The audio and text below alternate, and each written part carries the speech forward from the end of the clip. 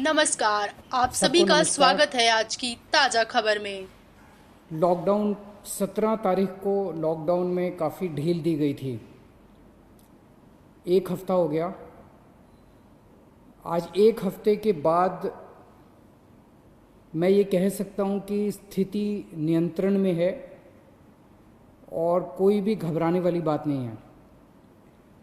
जब लॉकडाउन में ढील दी गई थी, हमें ये उम्मीद थी कि थोड़े से केसेस में बढ़ोतरी होगी। लॉकडाउन में ढील देने के बाद थोड़ी बढ़ोतरी हुई है, लेकिन चिंता की कोई बात नहीं है।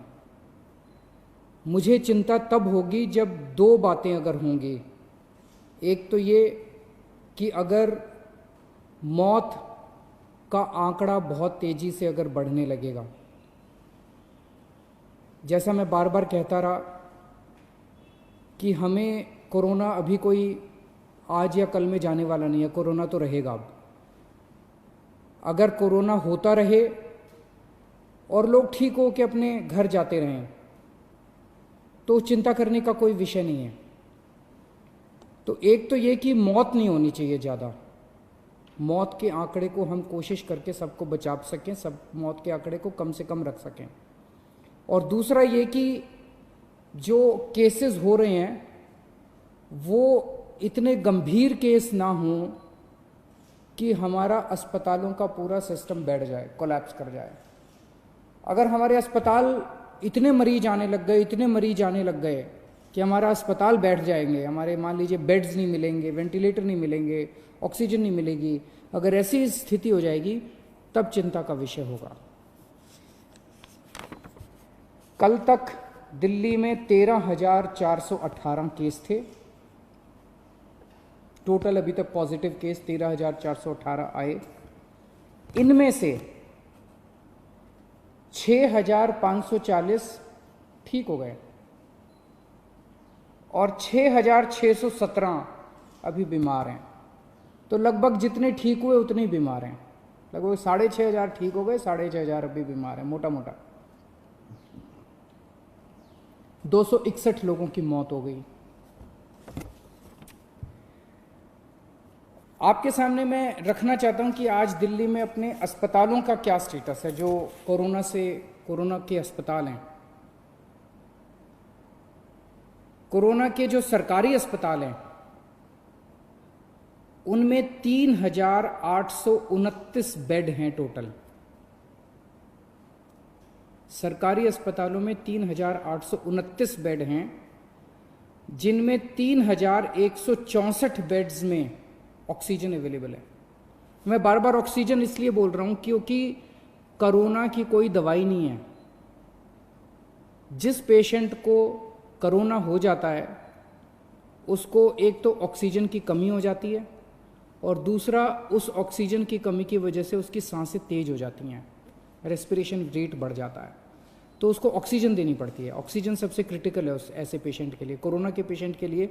जो सीवियर पेशेंट होते हैं कोरोना के, जो मामूली सिम्टम्स होते हैं उनको नहीं, जो सीवियर पेशेंट होते हैं कोरोना के, उनको ऑक्सीजन देने की ज़रूरत पड़ती है। 3,829 बेड सरकारी सिस्टम में हैं, उनमें से 3,164 बेड्स पे ऑक्सीजन है। 3,829 में से केवल 1,478 बेड अभी ऑक्यूपाइड हैं। मोटे मोटे तौर पे अगर मैं कहूँ तो 4,000 बेड हैं, जिसमें से 1,500 बेड्स ऑक्यूपाइड हैं। 2,500 बेड्स अभी खाली हैं सरकार में। 1,500 बेड्स ऑक्यूपाइड है, 2,500 बेड अभी खाली हैं। सरकार के पास 250 वेंटिलेटर हैं, उनमें से केवल 11 वेंटिलेटर अभी यूज़ हो रहे हैं। लगभग 240 वेंटिलेटर खाली हैं। तो अभी घबराने की कोई बात नहीं है।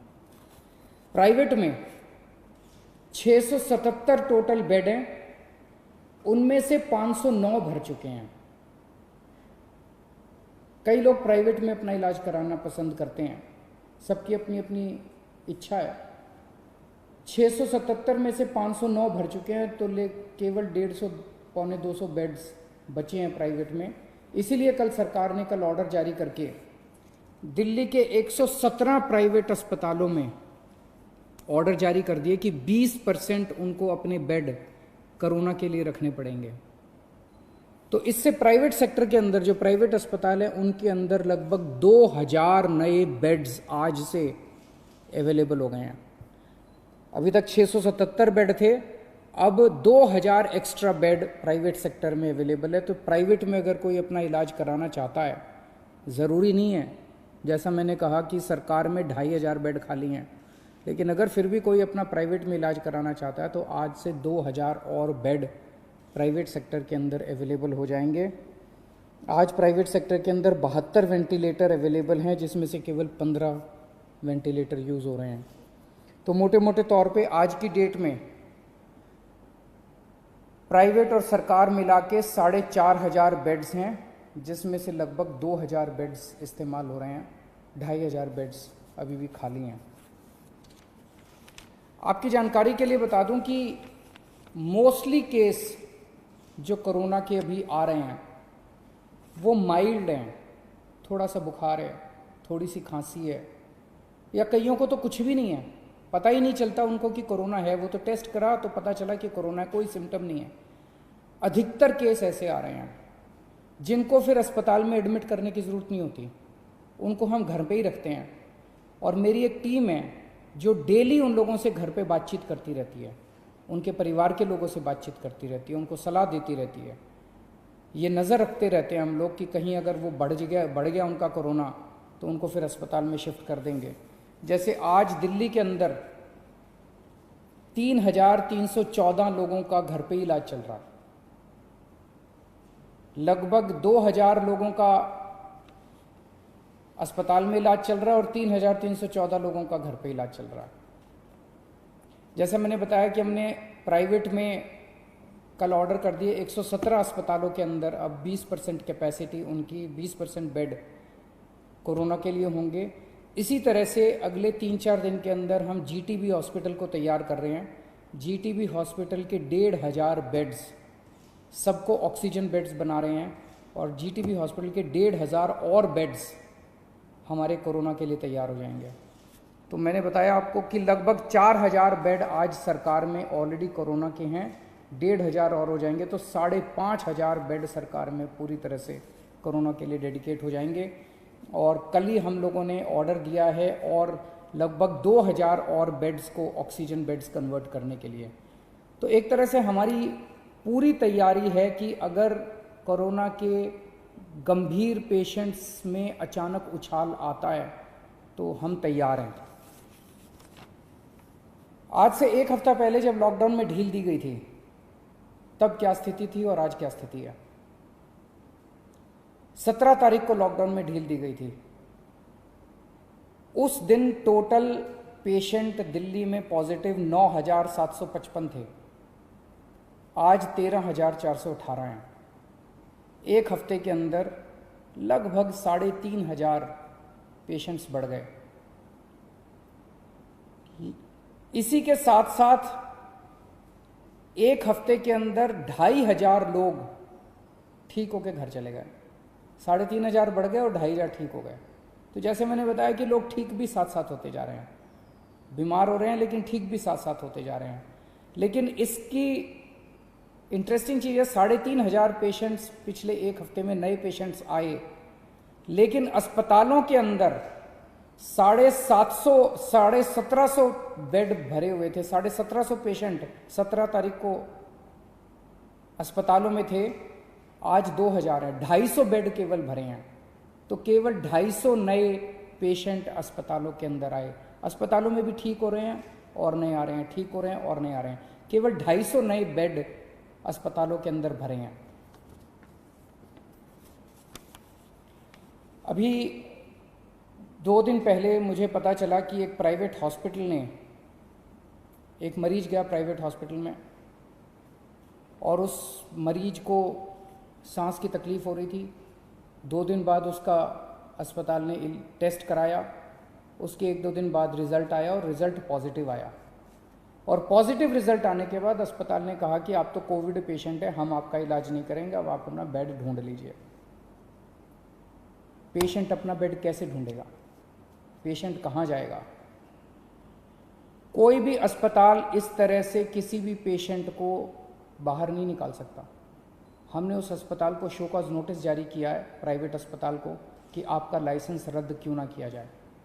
अगर किसी भी अस्पताल के अंदर कोई भी पेशेंट आता है और वो कोविड निकल आता है, उस अस्पताल की जिम्मेदारी है कि वो उसको अपनी एम्बुलेंस में बिठा के किसी